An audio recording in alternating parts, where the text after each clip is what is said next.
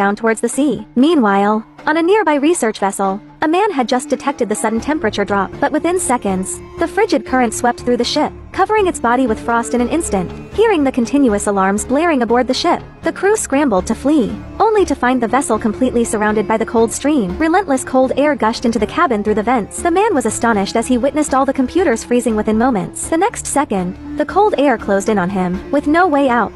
He was helplessly frozen into an ice sculpture.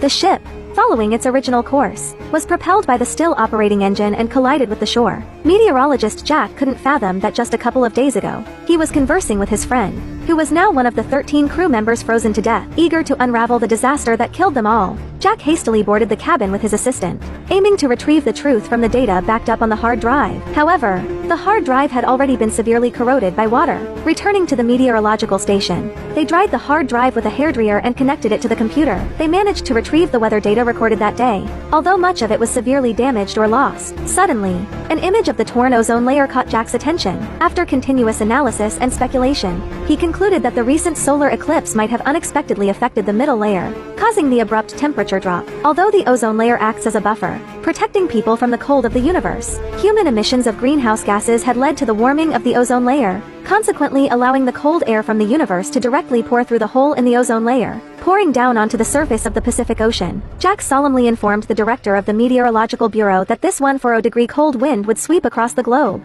plunging the United States into an ice age the following day. However, the director thought Jack was merely trying to scare everyone and feared that it would cause panic. He suggested intensifying monitoring of the cold wind. Helpless, Jack had no choice but to turn to a media friend, hoping to inform the public of the disaster and encourage them to take precautions in advance. But his friend was worried about losing his job and advised Jack to come back with absolute data. Left with no choice, Jack first ensured the safety of his family. He informed